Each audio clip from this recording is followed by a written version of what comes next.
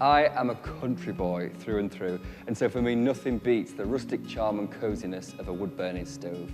And I'm here in the Stovax kitchen, ready to get back to simpler living, and I'm going to cook on a wood-burning stove. The bread couldn't be simpler. Just take strong white bread flour and add to that easy-bake yeast and some salt, and then in with the water.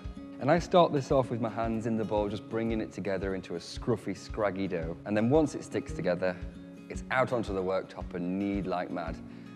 It's going to need a good 10 minutes, so roll those sleeves up and be prepared for a little bit of hot work.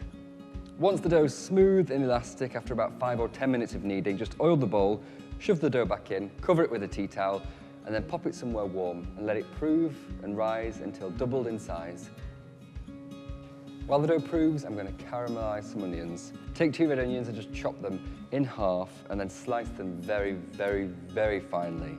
I'm going to put them into a pan with some sunflower oil, just get them sizzling, and then add some balsamic vinegar and dark sugar and let them slowly caramelize, a good 20-30 minutes. Take it slow, don't rush this bit. When the onions are really dark and mushy, take them off the heat and let them cool down.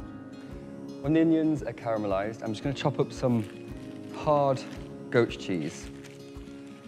Just cube it into small dice.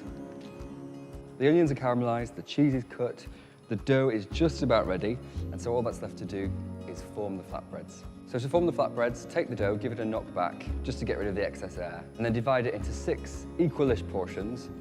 Flour the worktop quite liberally, and roll each portion into a fairly thin disc. Stuff the disc with some of the caramelized onions, the goat's cheese, and a little bit of fresh thyme, and then parcel it up like a Chinese wonton. Flatten it out and roll it a little bit more.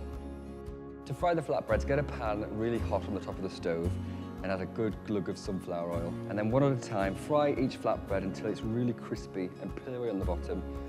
When the flatbreads have been flipped over and they're really crispy, golden and pillowy, just pop them onto a piece of kitchen paper on a plate, and then when they're cool enough to eat, just dig in.